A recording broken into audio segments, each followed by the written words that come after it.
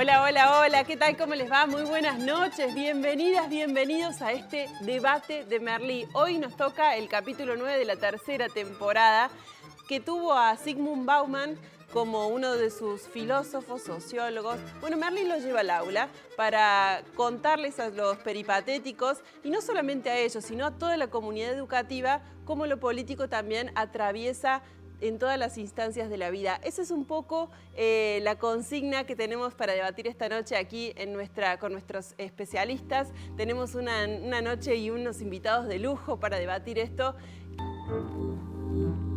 Bueno, les voy a presentar a mis invitadas esta noche, mis invitadas e invitados. Tenemos mujeres, tenemos varones también, tenemos de todos los ámbitos. Voy a comenzar con Natalia Lorio. Ella es licenciada en Filosofía, es docente de la Universidad Nacional de Córdoba. Bienvenida, Nati.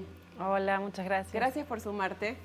Nati, Zygmunt Bauman es el filósofo, ¿es filósofo o es sociólogo? Es sociólogo y politólogo. Y politólogo, bien. Convocado esta noche, es contemporáneo, nuestra sociedad es muy crítico de nuestra sociedad, habla de la modernidad líquida. Vivimos en un mundo realmente donde todo es tan efímero, en una sociedad donde todo es tan efímero, donde pareciera que no tenemos nada firme.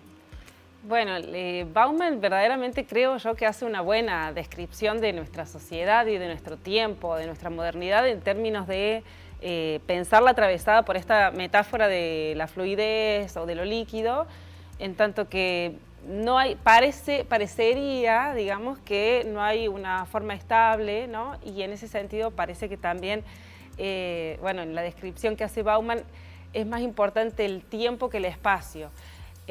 Y entonces, por ejemplo, nuestras sociedades parecen realmente atravesadas por este imperativo de la velocidad, de la inmediatez en relación al tiempo, y no muy atadas a el espacio, los territorios. Digo, esto también en apariencia, porque de hecho, si pensamos, bueno, Bauman es crítico también de esa lectura que hace de la sociedad y de la modernidad, dando cuenta que efectivamente hay territorios, hay materialidades, ¿no?, que sostienen esa apariencia o esa cáscara, ¿no? Bauman también problematiza la cuestión de los lazos y de cómo en el capitalismo, digo, la descripción de Bauman también es una descripción que se juega en torno al capitalismo. Al capitalismo. Y los lazos en el capitalismo parecen, digamos, haberse como o desmembrar de alguna manera los proyectos colectivos de las aspiraciones individuales. En tanto uno compra y vende de acuerdo a la imagen que tiene. Exacto, sí, y acentuando sobre todo en lo individual, ¿no? Y sin ver que somos individuos o seres que estamos atravesados por lazos, que vivimos en una comunidad, ¿no? Que vivimos en sociedad. Bueno, de eso vamos a estar hablando esta noche. Los voy a presentar a Martín Bohiero. Él es docente de escuela secundaria. Bienvenido, Martín. No te escuchamos muy bien. ¿Nos escuchás? Ahí vamos. Ahí estamos. Sí. ¿Cómo estás? Están? ¿Todo bien? Todo bien, sí, excelente. Contento Bueno, y de estar gracias acá. por sumarte esta noche al debate. Quería preguntarte cómo se hace desde la docencia, desde tu lugar de docente, para, en una sociedad donde todo parece que está echado a perder, o por lo menos eso es lo que vimos anoche en el capítulo, para enseñar con la esperanza como bandera. Sí. Yo creo que la educación es esperanza. O sea, sinceramente yo veo ya la educación como el camino posible a vivir la esperanza y a que esas pequeñas utopías, digamos, que uno plantea muchas veces en el aula, se pueden volver realidad en muchos momentos. A ver, si bien la escuela es un recorte de la realidad, el aula es un recorte de la realidad, ahí está, todos los temas están metidos ahí adentro, ¿sí? Sin embargo, ahí tenemos la posibilidad de que en ese pequeño recorte podamos plantear sueños, posibilidades, proyectos en donde esa desesperanza, ¿sí?, se revierta. Así que yo creo que un poco lo que uno plantea en el aula, a través de proyectos, de posibilidades de intercambio, de valorar verdaderamente las capacidades, de que no importe, digamos, la posición, el lugar que ubicas. Entonces uno empieza a mirar otras cosas que son las que se ponen en valor. Y ahí es donde se da la posibilidad de mirar con esperanza. Bueno, el tema también está planteado. Le voy a presentar a Lucía Nieva. Ella es licenciada en Ciencia Política, también docente de escuela secundaria. ¿Cómo estás, Lucía? Hola, buenas noches. Gracias por la invitación. No, gracias a vos por estar aquí. Ya la segunda vez que participás de nuestro sí, debate. Felizmente. Y nos parecía pertinente que estuvieras aquí justamente porque el capítulo es sumamente político, porque se plantean un montón de nociones o de conceptos de la política. Y hay una fundamentalmente que tiene que ver con que la política pareciera que solamente la hacen los malos, ¿no? ¿La política solamente la hacen los malos? ¿Los buenos no hacen política? Bueno, ahí hay dos como cuestiones a plantearse. Por un lado, ¿quiénes vienen a ser los malos y quiénes son los buenos? Digamos, yo cuando pensaba en esos términos de quiénes se espera que hagan política, quiénes irrumpen en el espacio político o público, si se quiere, incluso si se plantea históricamente, a quienes se le habilitó a hacer política, siempre hubo sectores que quedaron excluidos. Sin embargo, fueron muchas veces esos sectores excluidos los que irrumpieron en el espacio público y político para irrumpir ese orden dado. Entonces, bueno, por ahí pensar en ese sentido, quiénes son los buenos y los malos en esa dinámica. Y por el otro lado, pensar qué significa hacer política, porque si hacer política tiene que ver con esa misma lógica de mercado, de la competencia, donde unos ganan y otros pierden, ya hablaremos después un poco más del tema, con qué estrategias se juega esa lógica de mercado, o si la política es efectivamente irrumpir con ese orden dado, esa lógica de competencia y que implique realmente transformar un sistema más estructural que permite o habilite generar mejores condiciones para otros y para otros. O sea, poder mostrar cuáles son esos sectores invisibilizados que efectivamente son los que transforman verdaderamente la realidad en pos de un bien, si se quiere, más común. Bueno, el ejemplo más claro fue cuando Merlí sale al patio con los leprosos. Ni hablar. A transformar un poco eso y gracias a eso terminan ganando los 10.000 euros. Le voy a presentar a Juan Ignacio Sánchez. Él es un joven estudiante de psicología, pero que fuiste presidente del Centro de Estudiantes de tu escuela hasta hace muy poquito. ¿Cómo estás, Juan? Así es, Sole, ¿cómo estás? Muy contento de participar hoy en el programa. Bueno, nosotros también estamos contentos y te quería preguntar si para los jóvenes, te tomo a vos como individuo, pero extensivo a todos los jóvenes y las jóvenes, si es una forma, la política, de cambiar la realidad para ustedes. Bien, como joven adulto, y por mucho lo que se escucha, los jóvenes han perdido la confianza en la política. El joven está agobiado, el estudiante universitario, adolescente, está cansado de escuchar las mismas riñas, por así decirlo. A veces son discursos que tienden a polarizar y es bastante agotante. Pero por otro lado también hay una pizca de esperanza en todo esto, en que la política transforma y hay cosas por hacer y siempre va a haber cosas por hacer, así que todavía se puede, digamos, es la mirada del joven adulto. Esta riña vos te referís a lo que comúnmente escuchamos como la política del odio, ¿no? Tal cual, este discurso polarizante que no deja de incitar al odio, que a veces no deja cultivar una idea más crítica, no deja pensar mucho, es totalmente el otro siempre tiene la culpa, no llama a la reflexión, digamos. No construye. Tal cual, no podemos leer entre líneas, digamos. Bueno, de eso vamos a estar hablando también esta noche con vos y con todos aquí en el piso y allí por Meet. Hacemos la primera pausa aquí en este debate de Merlí. Tras la pausa empezamos a repasar los principales fragmentos del capítulo de anoche.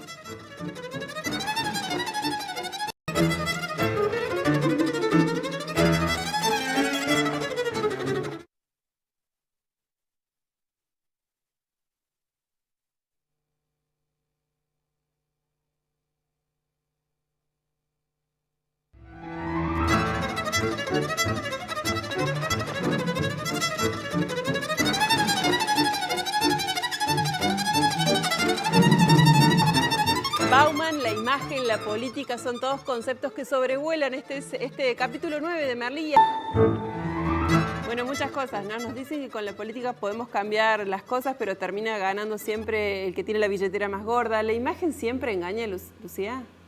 Bueno, sí, la imagen en términos de política o de la espectacularización de la política que plantea Merlí desde el discurso de Bauman es representativa de lo que sucede en muchos otros términos también, en otros aspectos de la vida social.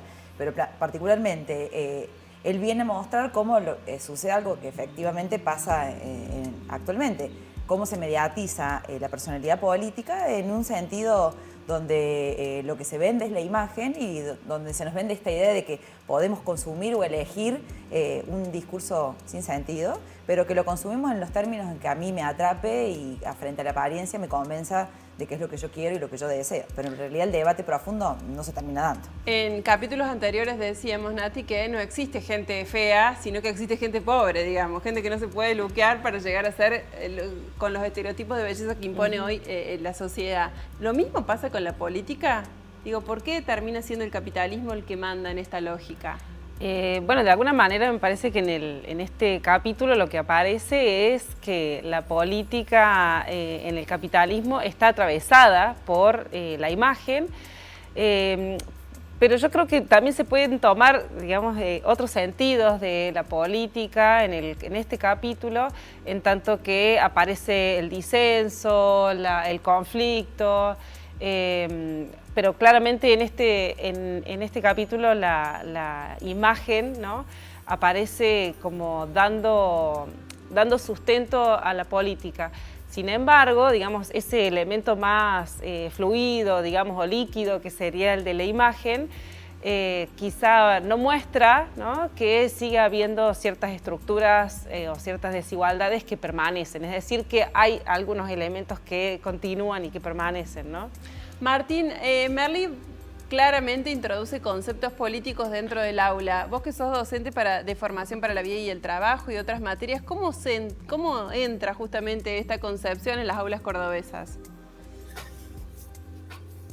Nosotros trabajamos dentro de Formación para la Vida básicamente con proyectos que intenten intervenir sobre la realidad.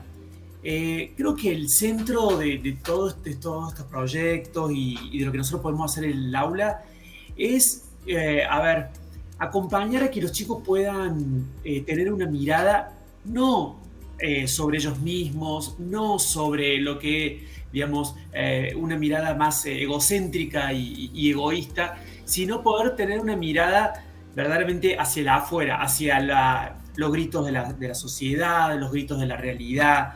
Y escuchar, y a partir de eso se generan proyectos. En cuarto año se trabajan con proyectos, en tercer año trabajamos con todo lo que tenga que ver con poder mirar la cantidad de organizaciones no gubernamentales, etcétera, que siguen dando respuestas a la sociedad. Entonces lo que se intenta es eso, decir, por ahí la política que nos muestran los medios, la política que nos muestran los políticos, es una política de la imagen en donde lo único que cuenta es ganar y que yo gane, ¿sí?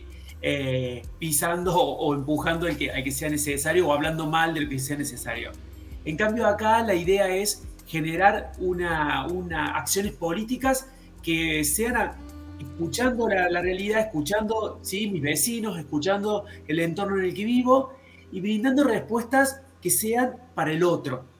Y creo que eso es lo que puede empezar a construir y cambiar un poquito la vida. Bien, me paro en eso que decís vos. Lo único que importa en la actualidad es que yo gane. Tomando eso, se lo repregunto a Juan, en tanto fue presidente del centro de estudiantes de su escuela hace muy poquito tiempo, antes de ser estudiante universitario. ¿Cómo se planteó la campaña del centro de estudiantes, Juan? ¿Lo único que importaba era que ganaras a cualquier precio o eran propuestas? ¿Cómo se plantean en un centro de estudiantes? Y bueno, te cuento, en el centro de estudiantes del colegio Jesús María, al que yo iba, era una campaña relativamente corta y si bien lo importante era ganar y poder obviamente llevar las propuestas a cabo, había una competencia intensa, digamos. Era la idea era ganar. También era ¿La imagen tenía un rol importante, un rol preponderante ahí o no? Totalmente. Era todo muy estaba todo muy pensado estratégicamente, sacando un poco la idea de esto de lo líquido, de la realidad líquida. Pensábamos el punto de cuánto impactaba un nombre, los colores, nuestras propuestas, redactarlas al punto de que influyan lo máximo y convenza al futuro votante, ¿verdad? También nos desarrollamos en distintos actos fuera de las campañas para que la gente empezara a familiarizarnos con el mismo. ¿Pero qué votan los chicos? ¿Qué votan en la escuela? ¿Votan candidatos o votan propuestas en un centro de estudiantes? Y mira, en un centro de estudiantes, por lo menos en el momento en el que yo estuve, se votaba bastante candidatos, sinceramente hablando.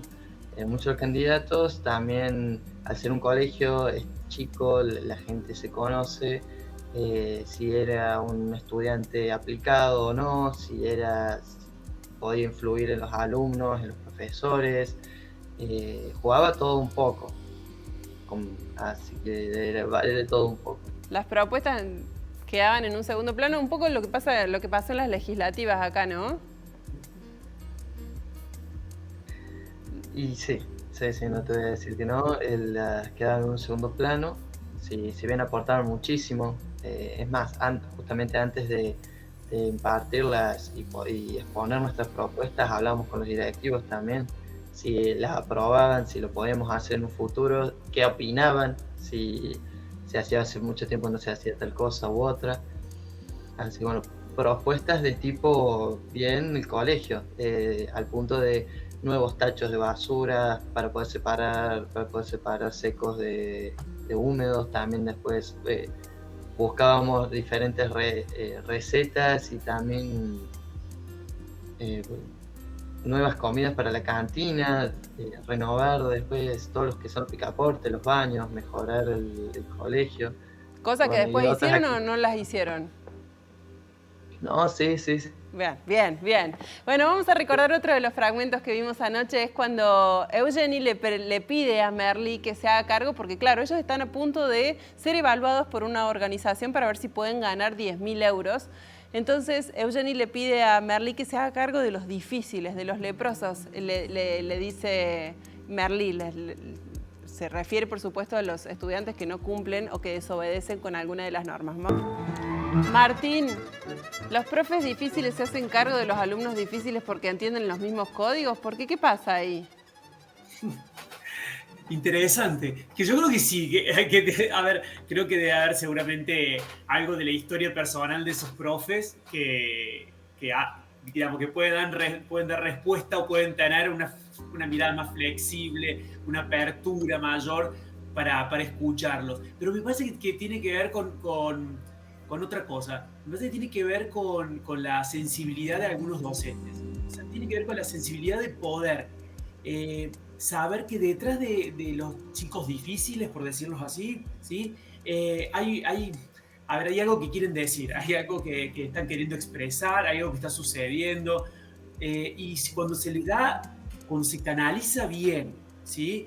Ese decir, y cuando se los escucha de la manera correcta, te aseguro que hay cambios increíbles y que se revierten situaciones fabulosas y que pasan a potenciarse de una manera los chicos, y esos difíciles realmente pueden ser testimonio para muchos.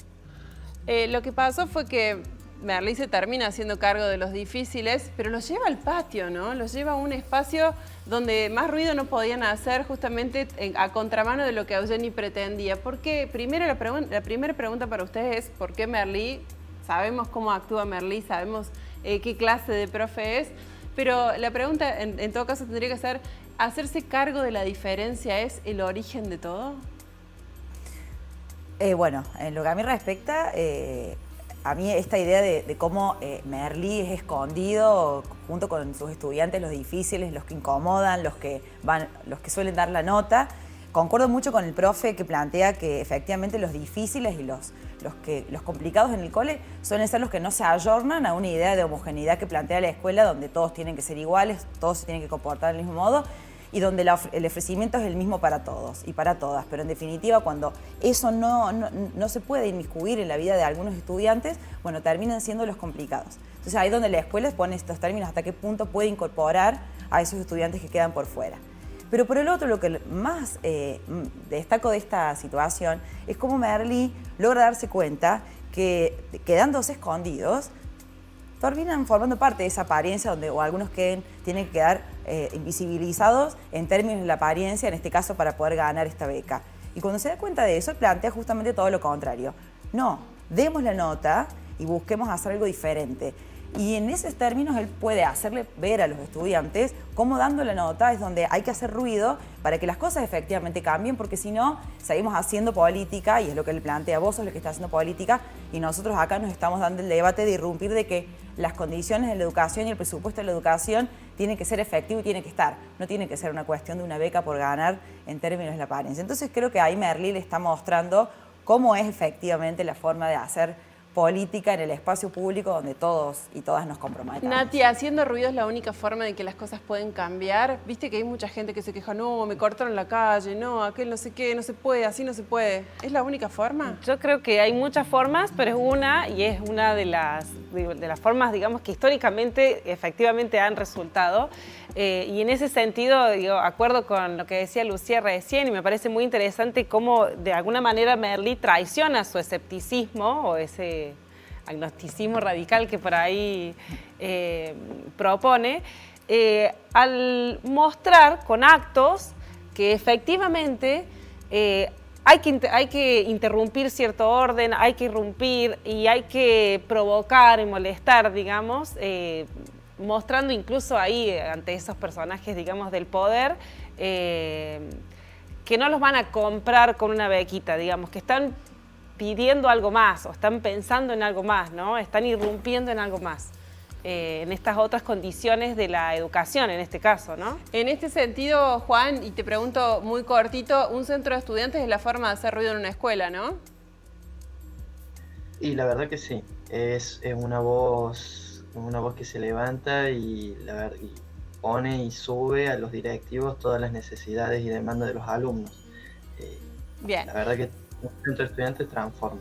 Vamos a recordar otro fragmento que nos vamos a salir un poco de este tema. Vamos a recordar el momento en que Paul empieza a trabajar en un supermercado y es visitado por su padre, que a él dice que le gusta mucho ver cómo su hijo luce uniforme de trabajo, y entonces ahí empieza una discusión en torno a lo académico versus el mundo laboral.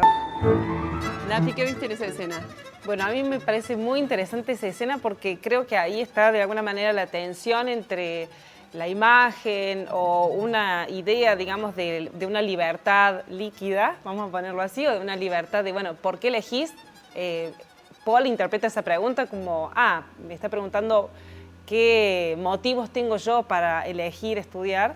Y el padre en realidad va a las cuestiones materiales, ¿no? Y le dice, no, en realidad vos estás estudiando porque tu hermano, o sea, porque hay alguien que sostiene, ¿no? O un sistema material que sostiene con su lomo, eso que vos crees que es tu elección. Esa tensión me parece muy interesante porque muestra, digamos, esas bases materiales sobre las que algunos, digamos, pueden fundar, digamos, su supuesta elección, ¿no? Después ronda ahí en esa escena otro prejuicio que tiene que ver con de la academia que siempre mira desde arriba al mundo del trabajo. ¿Lo viste vos también, Lucía, o no? Bueno, yo vi dos cosas que a mí personalmente me impactaron muchísimo. Por un lado, esta idea de que yo estudio y elijo estudiar y esta irrealidad de que yo realmente tengo la posibilidad de elegir qué quiero hacer y que si quiero pararme en el mundo de la academia o estudiar, puedo hacerlo. Pero la realidad es que justamente Bauman viene a plantear que efectivamente la desregularización que viene a plantear el sistema del mercantil y la desprotección laboral que tienen los trabajadores, realmente uno no tiene posibilidades de participar en esa elección efectiva si uno quiere dedicarse a estudiar o quiere hacer filosofía, como entiendo que Paul en algún momento quiere hacer. Eso por un lado. Pero por el otro, me parece súper rico y creo que es algo que los docentes y las docentes podemos traer en el aula, desde la historia e incluso desde otras materias, poder mostrar justamente cómo históricamente, para que un sistema social se mantenga, siempre tuvo que haber alguien más que lo sostuviera. Digamos, para que la riqueza se sostenga, tiene que haber toda una pobreza invisibilizada que lo sostiene. Entonces, me parece que si en la escuela no podemos poner en los términos de quiénes son los que sostienen la posibilidad de que vos estés ahí sentado estudiando, no pasa solamente porque los trabajadores y las trabajadoras que sostienen la riqueza existen y poder mostrar eso, sino también poder traer, que es algo que solemos hacer en el aula, mostrar quiénes son, por ejemplo, las personas que cuidan y las cuidadoras fundamentalmente, que son las que permiten sostener todo el sistema económico en general y que los chicos estén ahí sentados en particular. Poder traer en esos términos quiénes son las individualidades y los colectivos que sostienen nuestras libertad de oportunidades o nuestra posibilidad de elegir es lo que a mí más me resulta enriquecedor para poder traer en el aula. Juan, ¿existió cuando terminaste el colegio esta dicotomía o trabajo o estudio? ¿O todos tenían las mismas posibilidades de elegir? Mira, una vez egresado, como Martín planteó, también tuvimos orientación vocacional, por suerte, cosa que en muchos colegios por ahí no es una experiencia tan común. Hacíamos mucho hincapié en lo que nos gustaría dedicarnos, en lo que nuestra futura y posible vocación. Entonces esto da una sensación al fin de año, una vez ya egresado, que sé más o menos lo que me gusta y tengo la posibilidad de estudiar una carrera. Como estudiantes nos dieron la confianza, el espacio, para que tengamos fe en nosotros y poder estudiar una carrera universitaria. Para poder elegir. Claro. Te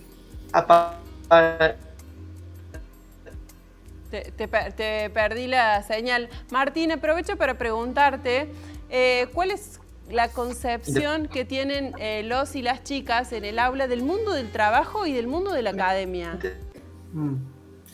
Sí, ahí me suceden como dos realidades. Yo trabajo tanto en un colegio privado, como también tengo vínculos, no como docente, pero desde otro lugar, en colegio, en escuela pública. Entonces, hay como dos cosas. Pareciera ser que en el ámbito privado, digamos, el estudio es la posibilidad, ¿sí? La alternativa, y el trabajo tiene que llegar después. Es más, ellos mismos, digamos, no se permiten decir, no, lo que quiero hacer es trabajar. Porque hay alguien, como dice Lucía, abajo que está sosteniendo esa posibilidad, ¿no? Totalmente. Ahí querías hacer un comentario sobre eso. Y después, por otro lado, en la escuela pública, esto, que es lo que por lo menos vivencio yo, es totalmente al revés. Es decir, digamos, tengo que salir a trabajar, ¿ok? Esa es la realidad y esa es la alternativa que me queda. Y el estudio es una posibilidad que, no sé, la tengo que soñar o la puedo ver, en todo caso, después que ahorre. Por más que tengamos universidad pública, más allá de eso, saben que hay una estructura, digamos, económica que necesitas tener para poder, digamos, sobrellevar el estudio. Y sí estoy de acuerdo en esto de que, de que detrás de una elección que uno hace, tanto para el estudio, hay una estructura, ¿sí?, que lo hizo posible. Entonces, cuando el padre ahí le plantea, ok, es porque tu hermano dejó esto para que vos pudieras hacer esto otro, si bien es durísimo escuchar eso y por ahí puede ser hasta una carga para él, pero sin embargo, saber que detrás de la elección de uno hay un montón de renuncias de otros, hay un montón de sacrificios de otros. Hay también, obviamente, personas que su potencial no pudo llegar nunca a mostrarse. Entonces también es interesante ver esos otros, ¿no? Respuesta incorrecta, le dice el padre, ¿no? Martín, tenemos que hacer una nueva pausa, sabemos que tenés otros compromisos, te despedimos, te agradecemos muchísimo por haberte sumado. Nosotros tenemos que hacer una nueva pausa y tras la pausa, por supuesto, vamos a seguir debatiendo. Gracias por acompañarnos hasta acá.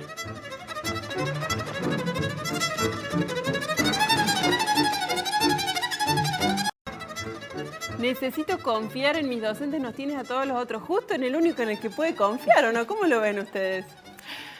Sí, yo creo que ahí en esa imagen y en esta metáfora de la kriptonita se revela algo que creo que es interesante de la política en general y de la confianza, que es la posibilidad del disenso, la posibilidad del conflicto, ¿no? Si no, toda esta apariencia, bueno, estas palabras vanas, digamos, o apariencias que sobrevuelan, pero que sin embargo por atrás, digamos, puede haber una traición, es solo eso, ¿no? Solo imagen. En el caso de Merlí, me parece que Merlí justamente es alguien en quien él puede confiar, porque Merlí es transparente. Es transparente. Es él. Si es provocador, pero digamos, para no ocultar un conflicto que existe, ¿no? Vos sabés que Natalia me hace pensar en una cosa, Lu, que te quiero trasladar a vos. A lo mejor me desvío un poco, pero me hizo pensar en que en la política siempre ocupan lugares las mismas personas, ¿no? ¿Tiene que ver con eso? Me viniste justo al dedo porque cuando veía esta situación donde, bueno, la ponen a Silvana como la traicionera y a Merlí, que en definitiva es el que vino a dar la nota, vino a irrumpir y terminó siendo el que le permitió ganar este premio, que es toda otra discusión del premio a la diversidad, y hay todo un planteamiento que se puede tratar en relación a lo que implica ese término y qué significa dar un premio a la diversidad. Pero sí me resulta muy interesante poder ver cómo, cuando incluso históricamente nos podemos ver quiénes ocuparon esos lugares de mandato, las mujeres no estaban.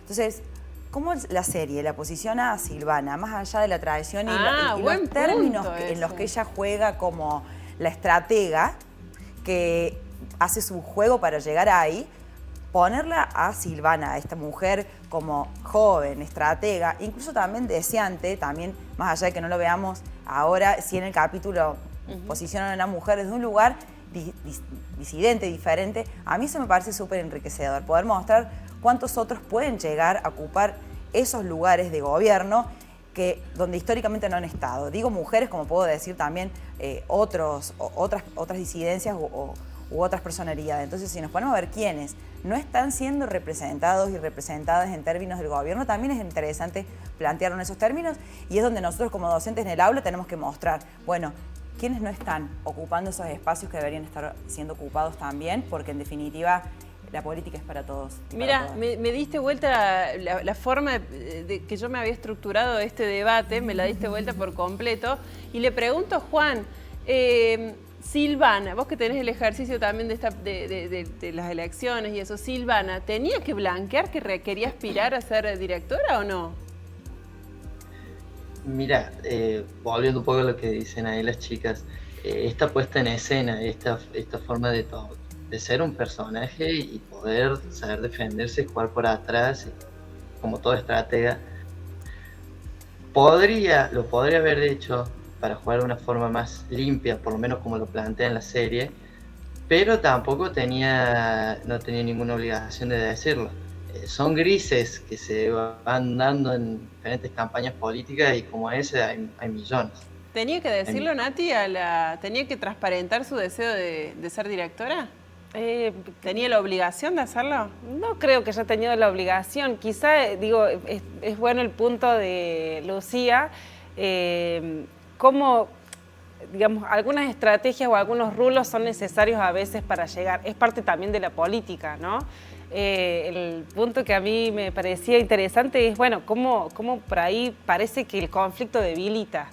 Que es lo que ella le dice a Eugenie. Es tu kriptonita. Y el conflicto también con lo que representa Silvana puede ser algo que debilita a Eugenie. Por eso Eugenie, bueno, arma otra estrategia, ¿no? Después también. Sí, igual de todas maneras, y hablando justamente ahora que está el presente, esta lógica de alguien pierde y alguien gana, y bueno, y todo se pone en juego en ese juego de perder o ganar, que no deja de ser también parte de la política. También se vuelve a jugar esta lógica de ganar o perder que viene a plantear el mercado. No deja de estar por fuera de esa dinámica de competencia en una cuestión donde se supone que deberíamos trabajar en un proyecto colectivo que sea bueno para todos y para todas. Entonces, cuando la política se corre de ahí y no integra, es donde a mí me termina de hacer ruido. Incluso en el centro de estudiantes, a la hora de participar, siempre hay uno que pierde. Entonces yo siempre pienso en ¿Qué pasa con esos estudiantes que plantearon una posición de querer cambiar las cosas, que se animaron a involucrarse, que decidieron participar, perdieron?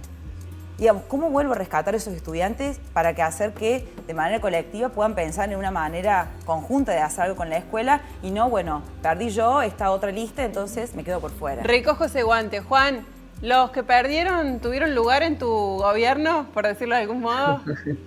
Claro, bueno, la modalidad del colegio al que iba, según la cantidad de listas que se iba presentando y el porcentaje que iban sacando en la votación, era la cantidad de representantes de ese centro que se sumaba al centro ganador, ¿verdad? Así justamente hacer un centro un poco más, ¿cómo decirlo? Que englobara un poco más de más todas plural. las propuestas. Claro, más plural. Bien, así es. bien. Claro. Me quedo ahí para recordar otro de los fragmentos, cuando finalmente Eugeni se entera que Silvana es la otra candidata a la dirección de la escuela, y entonces empieza a delinear una estrategia para quedarse él efectivamente en ese lugar. Vamos. Bueno, ahí también sobrevolaba la idea esta de que los buenos también hacen política, o los buenos también hacen política.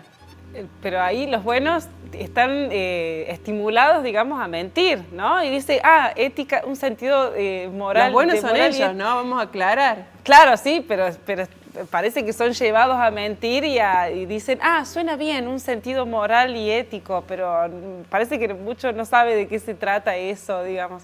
Los buenos sí, también, por supuesto, que pueden ganar. Yo creo que en esta parte de la serie, digamos, lo que aparece es un sentido de la política un poco peyorativo, ¿no? Que es como el del engaño. Pero creo que también podría interpretarse que la política puede, digamos, conducir a pensar en un proyecto colectivo. O sea, digo, creo que ese sería el punto que nosotros podríamos volver, digamos, o que podríamos pensar sobre la política. Pensar y hacer en pos de un proyecto colectivo, ¿no? Y no de yo quiero ganar. ¿La única forma para que un bueno llegue a un lugar de poder es engañando, Lu? Bueno, vos sabés que es muy interesante porque nosotros en el aula, cuando hablamos de qué sostiene el poder, las apariencias siempre estuvieron. Digamos, siempre la política tuvo que tener una justificación que legitime lo que estoy haciendo. En algún momento fue la religión. Durante mucho tiempo, en la antigüedad, el gobierno estuvo sostenido por la creencia de que era un enviado de Dios o un Dios en sí mismo. Entonces, esta idea de mantener una imagen que sostenga el poder fue necesaria. Digamos, la legitimidad siempre tuvo que estar sostenida por algo, porque sin eso los gobiernos se terminan cayendo.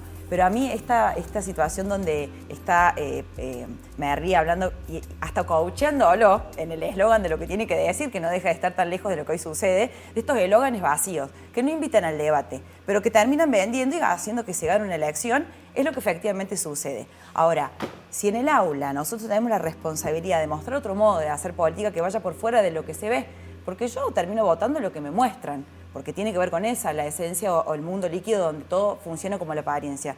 Yo como docente, o digamos la escuela con los docentes, tenemos la responsabilidad de mostrar otra dinámica, otra forma de hacer política que muestre dónde están esas otras maneras de hacer política que sostienen a ese gobernante con ese eslogan, porque ese eslogan muere y tiene que estar sostenido por otras colectividades que sostienen la verdadera política. Entonces ahí están muchas otras colectivos que efectivamente lo hacen, que lo han sostenido siempre y han sido invisibilizados históricamente.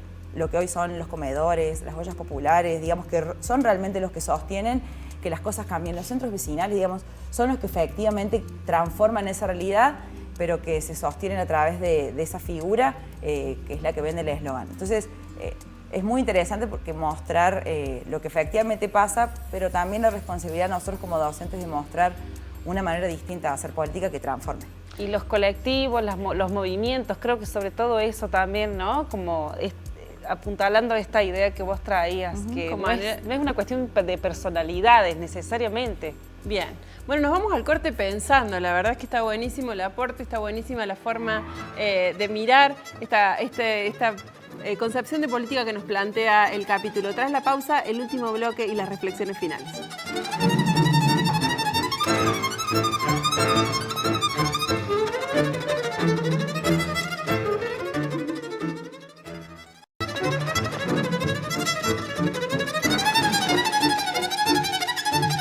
Bueno, se puso caliente el debate esta noche, mucho que tiene que ver con nuestra coyuntura, también hace poquito hemos vivido procesos eleccionarios aquí en el país, así que todo lo que trae el capítulo también nos interpela. ¿Qué fue lo más importante que te deja, Lu, este capítulo? Bueno, a mí lo que más me impactó este capítulo tiene que ver, obviamente, con el aula, pero con dos cosas en particular. Por un lado, la posibilidad que tiene la escuela de poder, como decía el profe en algunos términos también, demostrar cuáles son esas apariencias y quiénes son los excluidos y las excluidas, tanto en el aula como en la sociedad entera, y poder mostrar otras realidades que permiten mostrar quiénes son los que sostienen nuestras oportunidades efectivamente en la vida. Y por el otro, fundamentalmente, creo que lo más importante que trae este capítulo tiene que ver con el darse cuenta cuáles son los verdaderos debates que nos tenemos que dar, cuáles son las verdaderas maneras de involucrarnos si queremos cambiar las cosas, incluso desde la escuela, no esperar del centro de estudiantes que todo suceda, sino también el resto de los cursos, cómo nos podemos involucrar para hacer que las cosas cambien, que en definitiva es lo que va a terminar aportando para que los chicos y las chicas se terminen transformando en ciudadanos y ciudadanas que no solamente voten y elijan y esperen de los políticos y las políticas una solución, sino también involucrarse en querer cambiar las cosas, porque en definitiva la historia nos muestra que fueron esas que dieron la nota, que irrumpieron, los que hicieron que las cosas efectivamente cambiaran y que los privilegios no fueran solo para algunos pocos. Metiendo los pies en el barro. Juan, me gustaría tu reflexión final. Mira, tengo un par de cosas para decirle, ya que tomé esta postura muy de centro de estudiantes, experimentando en el centro de estudiantes. Tenemos muy poquito tiempo, así que si las decimos rápido, buenísimo. Sí. No, que fomentar mucho esta idea de que se involucren, que tomen puestos al adolescente o al estudiante universitario dentro de un cargo de centro de estudiantes, que por lo general las inquietudes y todos los intereses son muy similares. Y como dice Merly, también cultivar este espíritu revolucionario, hacer un llamado a la reflexión y manifestar lo que uno siente, que necesita y lo que uno quiere exigir, que es tan caracterizado del argentino como del estudiante, como del trabajador. Así que nada más que eso. Muchísimas gracias, Juan Ignacio Sánchez, por haber sido parte también de este debate.